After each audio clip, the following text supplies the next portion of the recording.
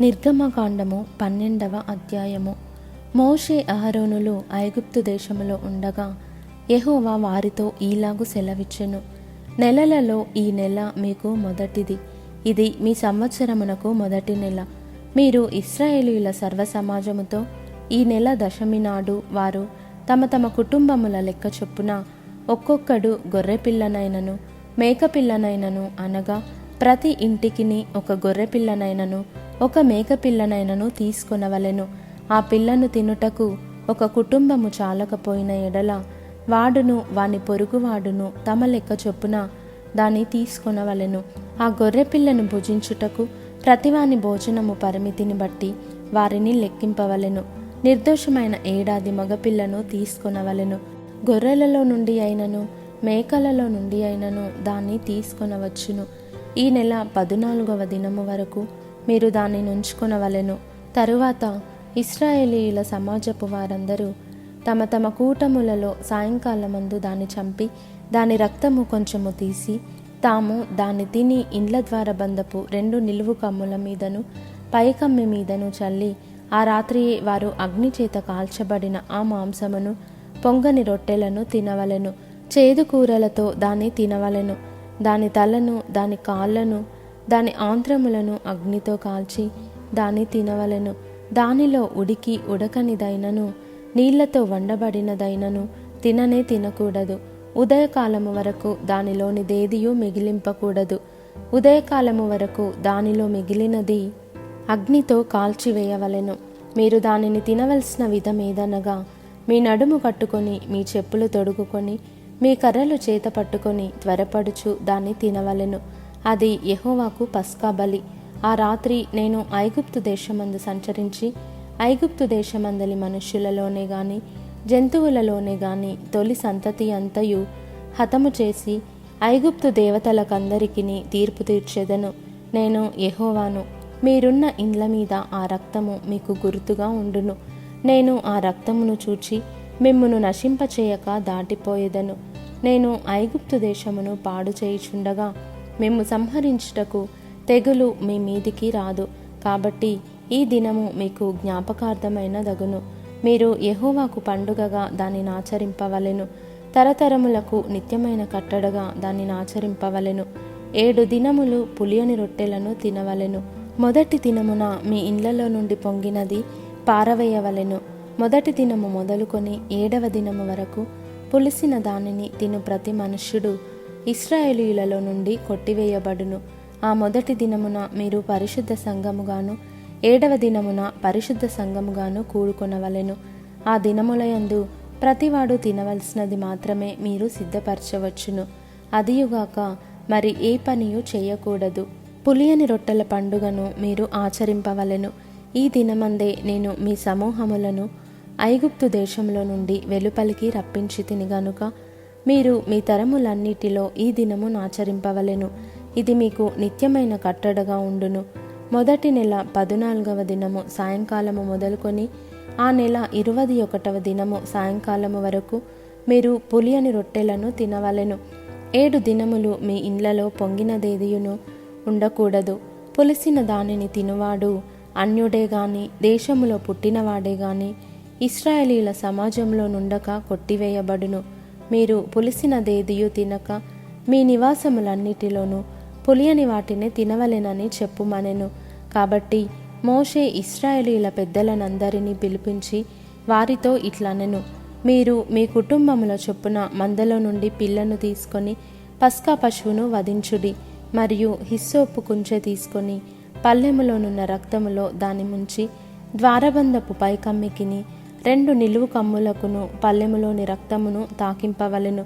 తరువాత మీలోనెవరును ఉదయము వరకు తన ఇంటి ద్వారము నుండి బయలు వెళ్ళకూడదు. యెహోవా ఐగుప్తీయులను హతము చేయుటకు దేశ సంచారము చేయుచు ద్వారబంధపు పైకమ్మి మీదను 2 నిలువు కమ్ముల మీదను ఉన్న రక్తమును చూచి యెహోవా ఆ తలుపును దాటిపోవును. మేము హతము చేయుటకు మీ ఇండ్లలోనికి సంహారకుని చొరనీయడు. కాబట్టి మీరు నిరంతరము మీకును మీ కుమారులకును దీనిని కట్టడగా ఆచరింపవలెను. యెహోవా తను సెలవిచ్చినట్లు మీకిచ్చుచున్న దేశమందు మీరు ప్రవేశించిన తరువాత మీరు దీనిని ఆచరింపవలెను. మరియు మీ కుమారులు మీరు ఆచరించు ఈ ఆచారం ఏమిటని మిమ్మల్ని అడుగునప్పుడు మీరు, ఇది యెహోవాకు పస్కా బలి. ఆయన ఐగుప్తీయులను హతము చేయుచు మన ఇండ్లను కాచినప్పుడు ఆయన ఐగుప్తులోనున్న ఇశ్రాయేలీయుల ఇండ్లను విడిచిపెట్టెను అనవలెనని చెప్పెను. అప్పుడు ప్రజలు తలలు వంచి నమస్కారము చేసిరి. అప్పుడు ఇశ్రాయేలీయులు వెళ్ళి అలాగు చేసిరి. యెహోవా మోషే అహరోనులకు ఆజ్ఞాపించినట్లే చేసిరి. అర్ధరాత్రి వేళ జరిగినదేమనగా, సింహాసనము మీద కూర్చున్న ఫరో మొదలుకొని చెరసాలలోనున్న ఖైదీ యొక్క తొలిపిల్ల వరకు ఐగుప్తు దేశమందలి తొలిపిల్లలనందరినీ, పశువుల తొలిపిల్లలనన్నిటినీ యెహోవా హతము చేసెను. ఆ రాత్రి ఫరోయు అతని సేవకులందరూ ఐగుప్తీయులందరూ లేచినప్పుడు శవము లేని ఇల్లు ఒకటైనా లేకపోయినందున ఐగుప్తులో మహాఘోష పుట్టెను. ఆ రాత్రివేళ ఫరో మోషే అహరోనులను పిలిపించి వారితో, మీరును ఇశ్రాయేలీయులును లేచి నా ప్రజల మధ్య నుండి బయలువెల్లుడి. మీరు చెప్పినట్లు పోయి యెహోవాను సేవించుడి. మీరు చెప్పినట్లు మీ మందలను మీ పశువులను తీసుకొని పోవుడి. నన్ను దీవించుడని చెప్పెను. ఐగుప్తీయులు మనమందరము చచ్చిన వారం అనుకొని తమ దేశంలో నుండి ప్రజలను పంపుటకు త్వరపడి వారిని బలవంతము చేసిరి. కాబట్టి ప్రజలు తమ పిండి ముద్దను తీసుకొని అది పులియకమునుపే పిండి పిసుకు తొట్లలో దానిని మూట కట్టుకొని తమ భుజముల మీద పెట్టుకొని పోయిరి. ఇశ్రాయేలీయులు మోషే మాట చొప్పున చేసి ఐగుప్తీయుల యొద్ద వెండి నగలను, బంగారు నగలను, వస్త్రములను అడిగి తీసుకొనిరి. యెహోవా ప్రజల ఎడల ఐగుప్తీయులకు కటాక్షము కలుగజేసెను గనుక వారు వారికి కావలసిన వాటిని ఇచ్చిరి. అట్లు వారు ఐగుప్తీయులను దోచుకొనిరి. అప్పుడు ఇశ్రాయేలీయులు రామసేను నుండి సుక్కోతుకు ప్రయాణమైపోయిరి. వారు పిల్లలుగాక కాల్బలము 6,00,000 వీరులు, అనేకులైన అన్యజనుల సమూహమును, గొర్రెలు, ఎద్దులు మొదలైన పశువుల గొప్ప మందయును వారితో కూడా బయలుదేరెను. వారు ఐగుప్తులో నుండి తెచ్చిన పిండి ముద్దతో పొంగని రొట్టెలు చేసి కాల్చిరి. వారు ఐగుప్తులో నుండి వెళ్ళగొట్టబడి తడవు చేయలేకపోయిరి గనుక అది పులిసి ఉండలేదు. వారు తమ కొరకు వేరొక ఆహారమును సిద్ధపరచుకొని ఉండలేదు.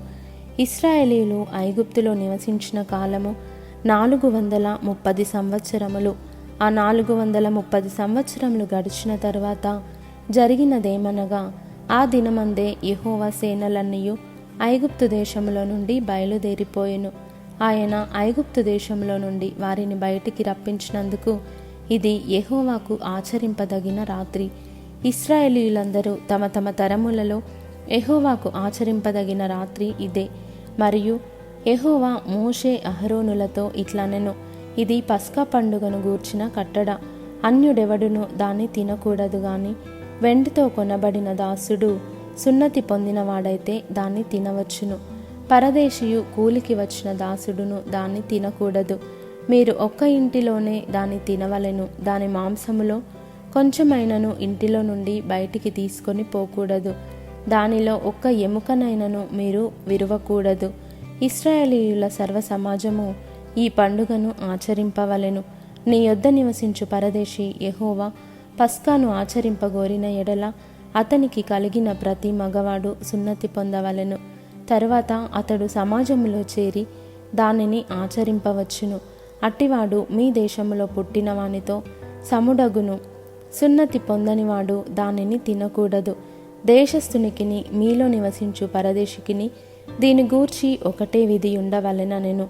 ఇశ్రాయేలీయులందరూ అలాగు చేసిరి. యెహోవా మోషే అహరోనులకు ఆజ్ఞాపించినట్లు చేసిరి.